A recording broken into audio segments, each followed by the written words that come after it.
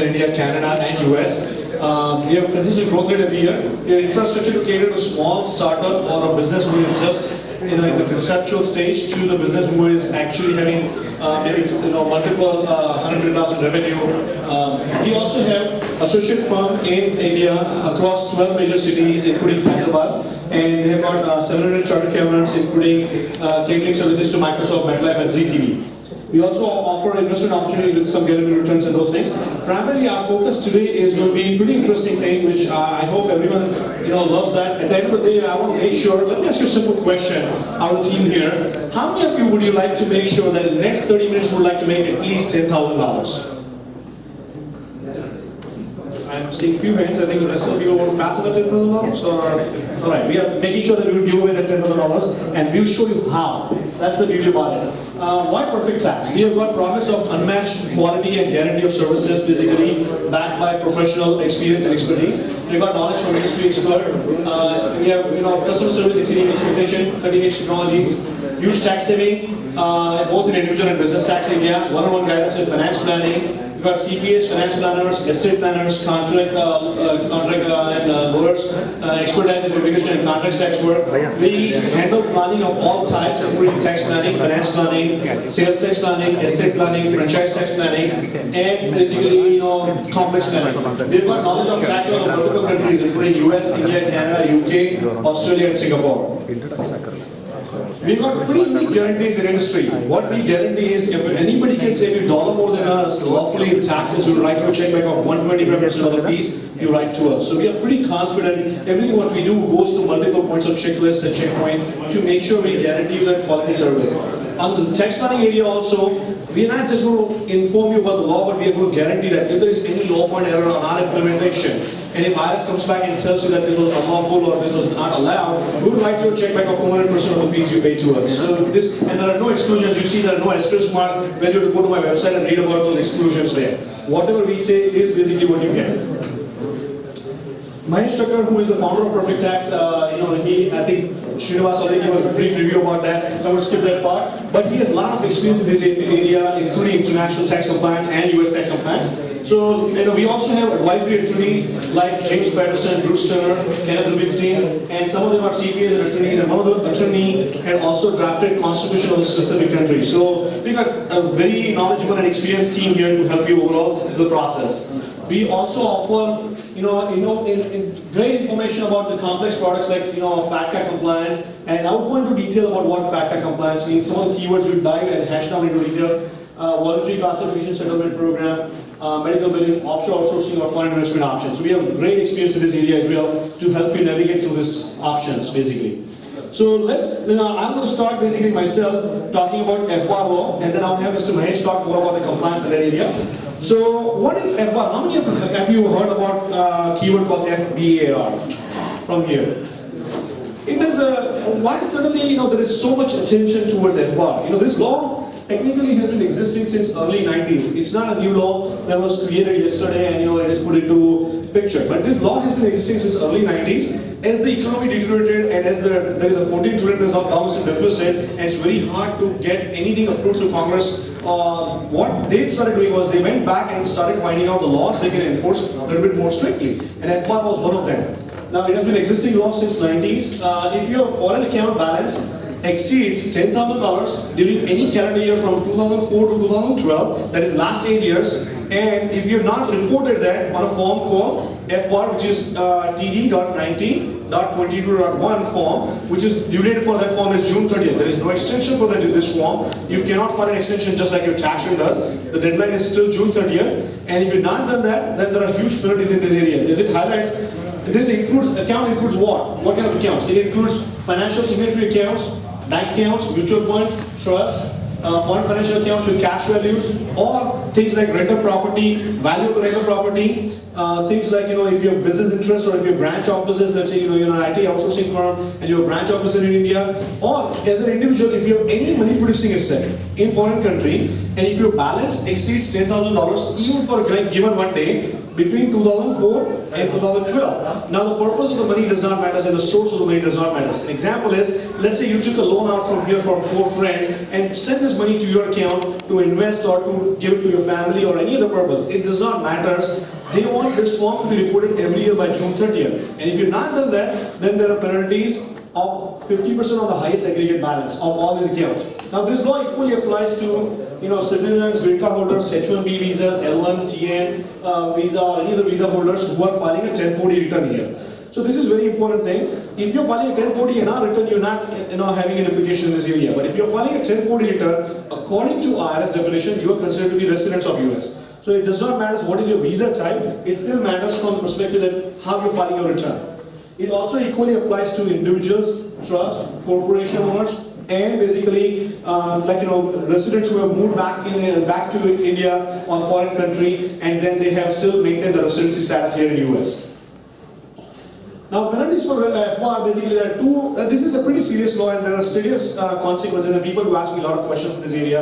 I've done a lot of seminars, so I would talk, and if I would stick behind if you have more questions in this area as well. Civil penalty for willfully failing to file an FBAR form is as high as 50% of the highest balance, or it can go up to $100,000 per violation. So that is very important. At the same time, penalty for not reporting income. So there are two sections to this thing. First section is whenever you have accounts and you have got balances in foreign country and you're earning interest in this account or making money on this account, you have to report on your tax return. And whenever you have got this balances aggregate of $10,000, then you also have to report the FBAR form.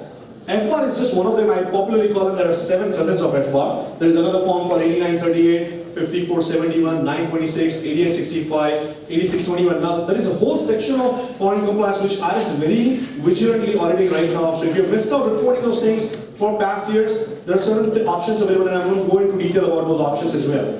Now penalty for failing to pay tax is again 0.5% and 0.5% more for the interest as well. So it is very important to really make sure that all these things are covered. Now who is excluded from filing FBAR? Foreign accounts owned by government entity, or foreign accounts owned by international financial institutions, or foreign accounts maintained on the US military banks. If you have any of the scenario, then you're not required to report FBAR, but everything else you are supposed to really look at the FBAR. Now, a lot of people ask me, and I will cover some, this topic itself, that will be a seminar for 3 hours. So as I said again, it's very difficult for me to cover in detail, but I'll briefly touch on what these forms are. FBAR, as I said, is anything above $10,000 you will report FBAR balance on your FBAR form. That is by June 30th. Then we've got 8938 form, which started in 2011. It's a new law, and that you have to report the forms by basically your extension deadline, and that goes with your tax return. If you're not filed that, again there are severe complications and consequences of penalties, and those things apply there. Then there is 926 form. So if you have transferred money, let's say you open a branch office in India for any of your business, then there is a 926 form required. 5471 is another business form that is required if you own more than 10% ownership in a foreign entity. And then there is 8621. So if you own mutual funds in foreign country, or if you own a mutual fund that is US-based mutual fund, but that has a mutual fund that is investing into foreign investments, then technically you also have to report a form called 8621. Now those forms have been existing years and years, except 8938. Now, a lot of people ask these questions, and there are a lot of misconceptions which I will cover. That do I have to report this balance if this balance was made before I immigrated here? Which, even though you have even if this money was made in foreign country, it does not matter. You still have to report this balance here by June 30th. Now, if you're inheriting this balance, you still have to do that. There is a separate form required for reporting inheritance on your tax return. But at the same time, if you inherited this balance, you still have to report on the FBAR balance also. As earlier mentioned, purpose of the money or source of the money does not really matter. Balance was gifted by me by parents. It's one of the same thing basically if you're receiving either as an inheritance or it is gifted. If you've got $8,000 per account, in that case again, as I mentioned earlier, it is total is $10,000 aggregate balance of both the accounts. So let's say somebody has a life insurance policy and has a surrender value of $8,000 in foreign country and has $8,000 more in bank account balance. At that point of time, if you really add those two balances up, it is exceeded $10,000. In that case, you still have to report that. Now, a lot of times people again ask me this question that IRS is normally after big fish. I don't think that I'm impacted or neither I'm being impacted. If you really take an example, and I've taken some examples in the past, that if you do have $10,000 in balance for the last 8 years, think about this way, they can collect technically a penalty of $5,000 per year. So if you multiply that number by 8 years, you're talking about $40,000 in penalty. So $40,000 in penalty is still a significant amount for IRS to still prosecute you on those things.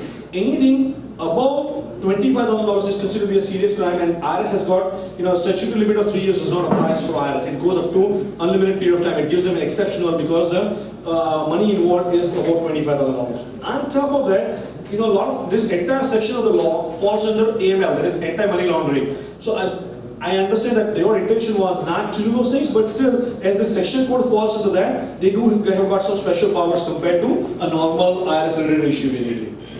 I would plan to live in this country in a couple of years. As the way how IRS is vigilantly adopting this thing, and as I was mentioning earlier, that they introduced a new law called FATCA compliance, which stands for Foreign Account Tax Compliance Act, which was introduced in 2011. The primary focus of this law was to do what? Was to enforce financial institutions worldwide to report this account. So what they're doing technically at this point is that all these financial institutions across worldwide, they're right now creating treaties with each and every country, and these countries are going to sign treaties to disclose these accounts at the country level rather than at institutional level. So starting next year, that 2014 is the deadline when they have to start reporting this account. So technically, even if you don't want it, they're going to be reporting these accounts, and that was the primary purpose of FATCA compliance. Now, there was one more compliance of FATCA, which individuals have to report that on their tax returns. Now, if you carefully look at this form, line 3A on this form clearly asks a question that when these accounts were opened, you have two options in this area, that either you can lie on these accounts. In that scenario, a few people have tried that, and right now, Vaibhav from Somerset, New Jersey, and there was a Wisconsin medical practitioner doctor, who both are right now being prosecuted for this thing, and most probably, Vaibhav is already in jail, and the doctor is also most probably losing his license to practice any longer under this law. Now, even though his intention was not that, but still, because he did not go through the right way of disclosing his account, he has these issues. Would report going forward, again a bad way, because if you report going forward, that's called silent disclosure. When you do a silent disclosure, IRS is very carefully monitoring, because they're asking you when these accounts were opened. At the same time, you're already giving them the account information. So under international transparency law, it is already being reported to them. At the same time, earlier it used to be that whenever you transfer more than $10,000 to any foreign country, the banks had to report it here. I used to work 5 years for banking industry. So whenever your balance exceeds $10,000 for any transfer, these accounts were anyway declared to IRS. In this scenario now, under Dodd-Frank rule, which happened around 2007, financial meltdown, they introduced law that changed this limit to $2,000 now. So anytime, whenever you're transferring $2,000, it is being reported to IRS anyway. So it's not very hard for them to find out who has accounts or how much money has been transferred. At the same time, if you're using any money transfer services, like Money to India or Remit to India, or any service out there, they also have filing requirements where they have to declare these accounts also to them. Another misconceptions are, I have paid tax on this income, so why do I have to report it? This is a very popular misconception. Let me tell you this thing. Let's say you have this balance in Chase Bank here, or any financial investment here. Whenever you make investments, these banks or these institutions do issue you a form like 1099 dividend document or interest document. At that point of time, this income which you are receiving becomes taxable on your tax return. Now, if you really see the historical why IRS is really behind this thing, there is close to $22 trillion lying outside US in foreign countries, including business and individuals. If you really take a simple example on $22 trillion, people are underreporting taxes by close to $220 billion. So that's what this money they are behind. At the same time, they can generate penalties and interest also on top of this thing, because if people are not reported from last 8 years. Another thing is basically, how is IRS going to find out? As I mentioned again, there are a number of ways that IRS can really find out. By the amount you transfer to that foreign country, or let's say you bring the money back here, or under FATCA treaty, these accounts should be disclosed to IRS. So there are a number of ways that can be found out and disclosed basically. Some of these people who are right now being held for criminal prosecution and those things, what they did was they took some extra steps. Instead of going through a voluntary program, what they did was, as soon as they came to know about that, they went out and said, don't show me the bank balances, don't transfer me the bank statements, and they stopped doing those things. So that way they were trying to willfully hide this account. So if you do any actions like closing the accounts or willfully trying to clear traces, then technically that becomes a willful violation, and higher penalties apply, and then more serious things apply.